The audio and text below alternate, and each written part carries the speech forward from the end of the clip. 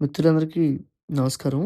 మిత్రులారా, ఈరోజు మా మిత్రుడి శేషుబాబు వివాహం. నేను కూడా స్కూల్లో కలిసి చదువుకోవడం. ఈయన బీటెక్ చేశారండి. హైదరాబాద్‌లో జాబ్ చేస్తారీయన.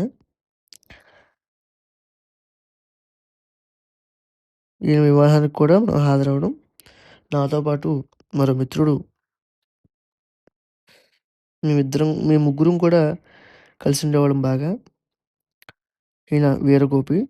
అలాగే మనం దేశవాళీ బియ్యాలు మాపిళ్ళి సంబ ఏవైతే ఉన్నాయో మనం పండించినవి వాళ్ళే అవి 2 కూడా దంపతులిద్దరికీ అందచేయడం. అందజేసి ఒకటే చెప్పాను. నేనిప్పుడు నేను పండించినవి ఇస్తా ఉన్నాను బియ్యం. భవిష్యత్తులో మీరు మీకేదైతే వ్యవసాయ భూమి ఉందో అందులో మీరు పండించి, మీరు తింటూ, మీ కుటుంబ సభ్యులకు పెడుతూ ఎవరైతే అతిథులొస్తారో వాళ్ళకి కూడా ఈ ఆహారం పెట్టండి అని చెప్పడం.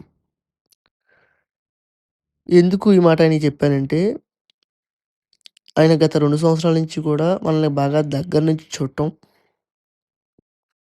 ఆయన కూడా వాళ్ళకున్న భూమి ఏదైతే ఉందో అంటే దాదాపుగా వాళ్ళకున్న భూమి సగం ఆక్వాకెళ్ళిపోయిందండి. చేపల చెరువులయిపోయినాయి.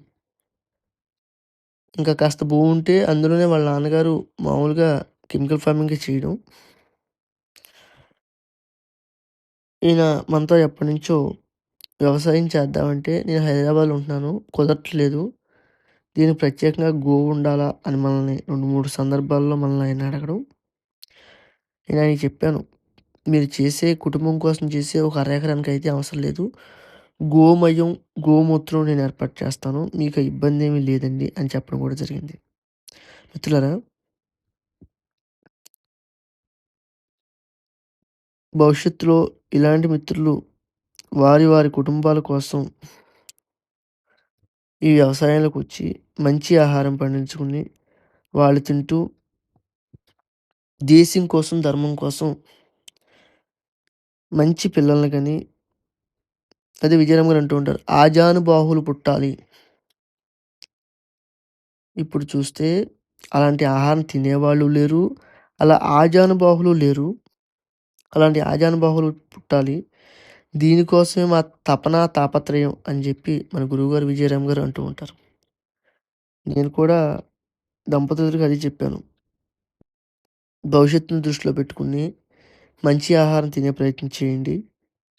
మీరు తినడంతో పాటు ఎవరైతే వచ్చారో ఇంటికి అతిథి దేవో భవ. అతిథి శ్రీ మహావిష్ణువుతో సమానం అని మనం నమ్ముతాం. అదే ఉంది కదండీ! అతిథి దేవో భవ అంటే అతిథి భగవంతుడితో సమానం అని. అలాగే వివాహం అయితే అండి చాలా చక్కగా, చాలా సరదాగా మన మిత్రులందరూ రావడం, చేసుకోవడం కూడా జరిగింది. అట్లాగే కొంతమంది మిత్రులు కూడా ఇక్కడికి రావడం. వాళ్ళు కొన్ని ఆహారపు అలవాట్ల గురించి మనల్ని అడగడం. ఇప్పుడు సమయం లేదు. ఇంకొకసారి చెప్పే ప్రయత్నం చేస్తానని చెప్పడం. అదే చెప్తున్నాను మిత్రులారా. ఏదైతే మనం తింటున్న ఆహారమైనా, మనం వేసుకునే దుస్తులైనా మనకు సౌకర్యంగా ఉన్నాయా లేవా అని గమనించి, సౌకర్యంగా ఉంటే దీన్ని ముందుకు తీసుకెళ్ళే ప్రయత్నం చేయాలి. మిత్రులారా, ఇది మనందరం గమనించాల్సిన అవసరం కూడా ఉంది.